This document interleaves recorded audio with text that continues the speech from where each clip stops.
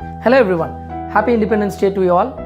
Independence day அப்படின்னாலே கொடி ஏற்றுவாங்க, சாக்லேட் கொடுப்பாங்க, இதுதான் நம்மளுக்கு ஞாபகம் வரும் இல்லையா? அந்த கொடி ஏற்றுறதுல கூட சில டிஃப்ரென்சஸ் இருக்குது. அதாவது பார்த்தீங்கன்னா இண்டிபெண்டன்ஸ் டேக்கு டெல்லி ரெட் ஃபோர்ட்டில் பிரைம் மினிஸ்டர் கொடி ஏற்றுவார்.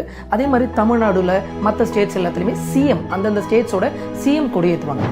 இதே ரிப்பப்ளிக் டேக்கு பார்த்தீங்க அப்படின்னா டெல்லி ரெட் ஃபோர்ட்டில் பிரசிடென்ட் கொடி ஏற்றுவாங்க. அதே மாதிரி தமிழ்நாட்டில் மற்ற ஸ்டேட்ஸில் அந்தந்த ஸ்டேட்டோட கவர்னர், ஆளுநர் அவங்க கொடி ஏற்றுவாங்க. இது மட்டும் இல்லைங்க, க்ளோஸாக டீப்பராக போய் பார்த்தீங்கன்னா இண்டிபெண்டன்ஸ் டே அன்னைக்கு the flag is hoisted அப்படின்னு சொல்லுவாங்க.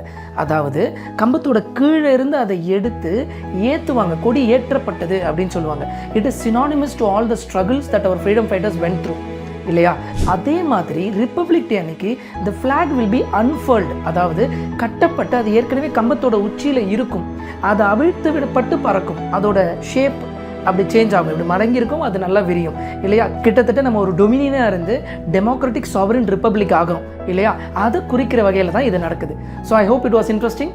Once again happy independence day. Thank you so much.